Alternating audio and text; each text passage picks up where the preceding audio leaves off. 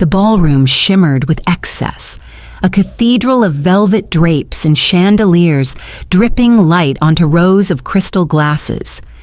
Chicago's business elite gathered under one roof, their laughter softened by the muffled carpets and the hush of anticipation. This night was supposed to be a celebration of the product I had poured years of my life into. Douglas Reed, CEO of Stone Mount Technologies, stood at the podium as though he owned the city. His cufflinks flashed under the lights, his voice polished and commanding. "Ladies and gentlemen, let's raise a glass." Every face turned toward him. My name was not mentioned. Instead, with a smile that cut sharper than any blade, he said, "She never had what it takes." The room erupted polite laughter, trained applause, a sea of nodding heads that refused to see me. They clapped for my erasure, and for a moment the air tightened in my throat. I refused to let it choke me. I rose slowly, smoothing the hem of my blazer with steady hands. My colleagues' eyes widened, whispers rippling down the tables. I felt the envelope press against my palm, its weight more reassuring than any champagne flute. I walked the length of the ballroom, heels striking against marble, until I stood beside Reed at the podium. His smirk widened as though he believed I would beg for recognition.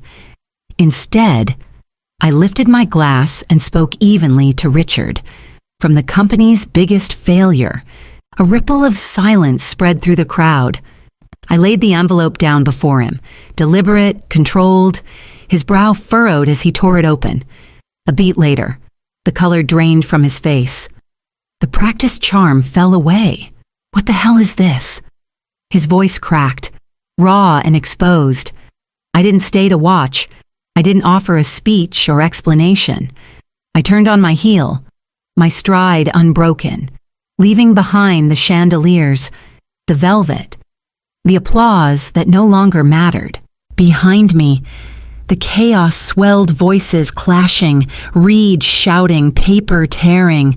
Ahead of me, the doors loomed, cool and quiet, and with each step, I carried the calm certainty that this night was only the beginning of something far larger than humiliation.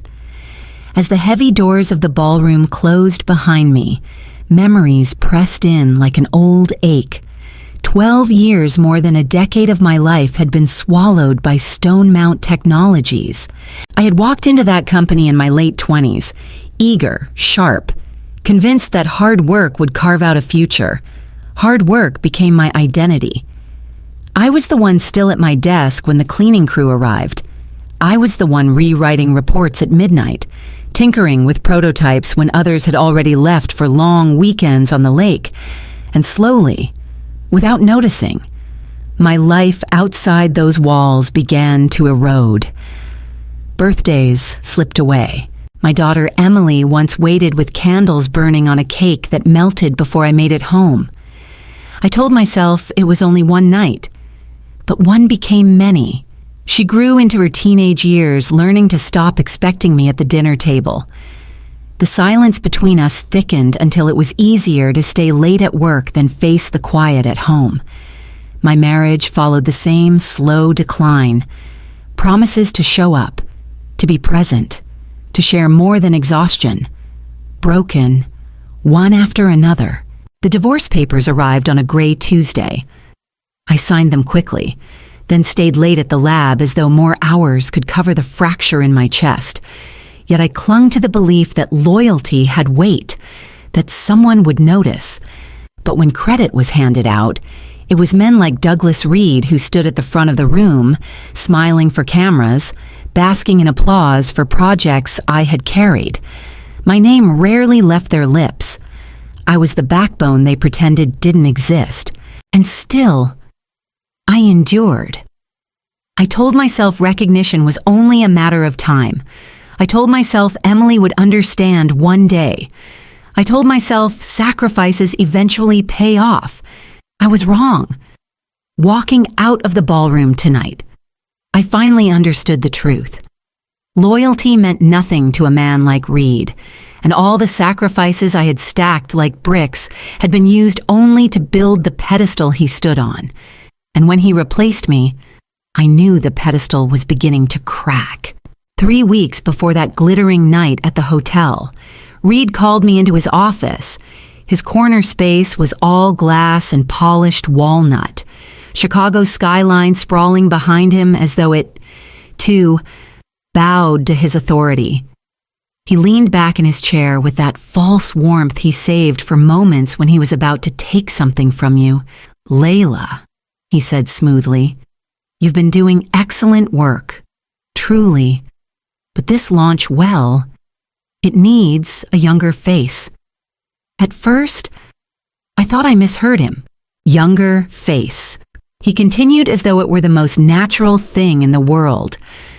"We're positioning this line as bold, energetic, disruptive. Optics matter. Investors like seeing fresh energy on stage." Then he said the name Jason Lowell, 26, straight out of a consulting firm. 6 months in our office. He had shiny hair, a bright smile, and an empty resume. A man I had trained on the most basic systems was about to stand where I should have been. I stared at Reed, waiting for the punchline, but his smile only widened. "You'll still be part of the team," he added, feigning sympathy. "But let Jason present. It's time we show a more dynamic leader. Dynamic, as if years of midnight revisions, crisis control, and innovation made me invisible the moment I turned 40. I left his office with my heart pounding in my ears. The betrayal wasn't loud, it was casual, brushed off like lint on his tailored suit. But that made it sting more. It wasn't just that I was being replaced. It was that I was disposable, erased in favor of a smile and youth. For days after, I moved through the office like a ghost, hearing Jason's voice rehearse presentations in the conference room, watching Reed clap him on the back.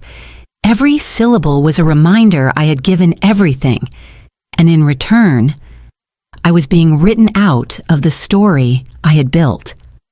And in that silence, a thought began to form, not of surrender, but of resistance. The weeks that followed sharpened my awareness. Once the sting of being replaced dulled into something colder, I began to see the cracks that had been hiding in plain sight. It started with the test results. A thermal stress report on the battery units came back inconsistent numbers didn't line up with the lab's baseline. At first, I assumed a clerical error, but when I requested a rerun, the corrected file appeared almost too quickly. The data smoothed in ways real science never looked. Then came the expenses. Supplier invoices approved without signatures, travel receipts missing entire dates, bonuses logged against accounts that didn't belong to the department. On their own, small things. Together, they drew a shadow that no amount of bright investor slides could cover. I brought it up to Reed once, standing in his doorway with the papers in my hands. He didn't even glance at them. "You're overthinking. Layla, focus on the product. Let finance worry about the numbers." His tone was final, as if the very act of noticing made me the problem. But my instincts had carried me further than charm ever could. I knew better than to ignore them. So I began to collect, quietly, carefully. I saved duplicate copies of reports, forwarded certain emails to a private account, snapped photos of handwritten notes left behind in meeting rooms. Each piece felt small, insignificant, but stacked together. They formed a story no press release could erase. I told myself I wasn't seeking revenge. Not yet. But deep in my chest, a whisper kept rising one day. "You'll need this." Every late night I stayed at my desk. Every file I tucked into the folder on my encrypted drive steadied me against the humiliation that had begun to define my days. The company thought I was fading into irrelevance, but in truth, I was building a ledger, and the night Reed laughed at me from the podium, I knew exactly where that ledger would lead. By the end of 6 months, the folder on my encrypted drive had grown into something that no longer felt like insurance. It was a weapon. Page after page, email after email. Each one whispered the same truth: the company's foundation wasn't innovation. It was deception. I reviewed everything with meticulous care. Safety certifications that bore signatures from labs which, I later confirmed, had never conducted the tests. Investor decks with performance charts altered overnight. The sharp dips flattened into smooth lines of false confidence. Test results showing units overheating at dangerous thresholds quietly buried, replaced with doctored summaries, at my kitchen table. I spread the papers into piles. The evidence could fill a box, but I didn't need a box. What I needed was a single envelope with enough inside to detonate Reed's facade in the moment he felt most invincible. I slipped the most damning documents inside the falsified safety approval, a copy of the doctored investor deck, and 2 emails bearing his initials, authorizing the changes. Together, they painted a picture no one could ignore. That night, as I sealed the envelope, my phone buzzed. An unknown number lit the screen. "Stay in line. Don't do anything stupid." I stared at the message until the words blurred. My heart kicked against my ribs, but I forced my hands to stay steady. Fear was what they wanted. Silence was what they expected. I placed the envelope in my bag and carried it with me everywhere after that, its weight both terrifying and comforting. It wasn't just paper. It was proof. It was my voice, in ink and signatures, speaking when I no longer could. By the time the launch approached, I knew Reed's script. The smile, the toast, the cutting remark meant to dismiss me. He would think he'd buried me under his laughter, but I would be ready. And when the moment came, the envelope would be waiting in my hands. The night after the launch, my phone wouldn't stop buzzing. Calls stacked one on top of the other, HR demanding a discussion, legal leaving voicemails laced with polite threats, and Reed himself barking through the speaker, "Call me back, Layla. We can resolve this." I let them all go unanswered. Their urgency only confirmed what I already knew: the envelope had landed where it hurt most. By evening, a black SUV appeared across the street, its engine low and steady. It didn't move for an hour. Curtains drawn. I sat in the dark, listening to the faint hum. My pulse thudded, but I refused to give them the satisfaction of seeing me rattled. Eventually, the SUV rolled away, but the air it left behind felt colder than before. The next morning, footsteps echoed on my porch. I peered through the peephole and found Reed himself standing there, his tailored suit sharp against the faded paint of my front door. He didn't knock. Instead, he crouched, slid a thick envelope under the door, and spoke through clenched teeth. "This is my final offer. 7 years' salary. Immediate payout. All you need to do is sign and stay silent." His tone carried a calm that didn't match the tension in his jaw. I waited until his car pulled away before picking up the envelope. Inside was the contract numbers meant to dazzle, clauses meant to bury, a non-disclosure agreement as tight as a noose, promising comfort in exchange for erasure. I walked straight to the shredder, fed the papers in, and watched the teeth tear them to ribbons. The sound was louder than his voice had been in the ballroom, more satisfying than applause. "Comfort bought by silence isn't comfort at all," I whispered, sweeping the shredded strips into the bin. The phone rang again, vibrating against the countertop. I ignored it, pressing my hand against the envelope-shaped bulge, still safe in my bag. Reed thought money could buy my silence. He hadn't yet understood how dangerous I could be when silence was no longer for sale. After shredding Reed's offer, I knew I couldn't fight him alone. Silence had kept me invisible for years, but now silence would only get me crushed. I thought of Maya Patel, a colleague I hadn't spoken to in almost a decade. She'd left the industry when her conscience outweighed her paycheck, moving into consumer safety advocacy. I dug her number out of an old notebook, my fingers trembling as I dialed. When she answered, her voice was steady, as if she'd been expecting me all along. "Layla. Took you long enough." I told her everything in pieces, my throat tightening around the words. She didn't interrupt, just let the story spill. When I finished, there was a pause, then her reply, "You're not crazy, and you're not alone. I know 2 people you need to meet." 2 days later, I sat in a quiet office above a bookstore on the north side. Maya introduced me to Mark Halstead, a journalist for the Tribune with lines of weariness carved into his face, and Alicia Moreno, a litigation attorney whose calm eyes carried the weight of battles fought in courtrooms. Mark sifted through the copies I brought, his brows knitting as he read. These certifications, if they're falsified, we're not talking about minor infractions. This is criminal liability. Alicia closed her notebook and looked directly at me. "If you go forward, we'll file for whistleblower protection. But you need to understand Reed will come after you with everything he has. He'll try to paint you as disgruntled, unstable. You have to be ready." Her words should have scared me. Instead, I felt lighter than I had in months. For the first time, the weight wasn't all mine.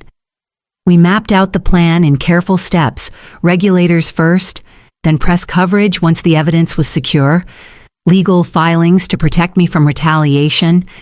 It wasn't victory. Not yet. But it was structure. It was hope. When I left the office, the city lights felt different. Not like walls closing in, but like signals guiding me forward. The first sign came in a thin envelope delivered by courier, a formal acknowledgement from the SEC. Hours later, another notice arrived from the Consumer Product Safety Commission. Both agencies had opened preliminary files based on the documents Maya and I submitted. By the next morning, Stone Mount received a litigation hold order, every email draft, and handwritten note related to testing was to be preserved. The effect was immediate. My inbox filled with forwarded memos, quiet notes from colleagues still inside the company. They're panicking. One message read, "Legal is telling everyone not to delete a single file." The walls were tightening around Reed, and I could feel him clawing at the corners. Mark's article landed 2 days later. Documents suggest safety concerns, ignored before launch. The headline was clinical, careful, but the impact rippled across the city. Investors called emergency meetings. Employees whispered in hallways, their once proud launch reduced to a question mark. Stone Mount stock dipped 3 points by closing bell. That night, my voicemail filled with Reed's voice, strained and furious. "You're destroying this company. Layla, you think you're a hero. You're nothing but a liability." Each message grew louder, more desperate. I didn't delete a single one.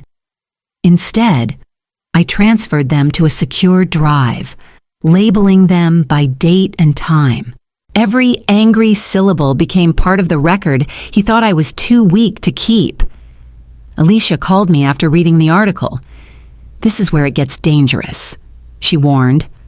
"Cornered men make reckless moves. Keep your routines unpredictable. Don't meet anyone alone."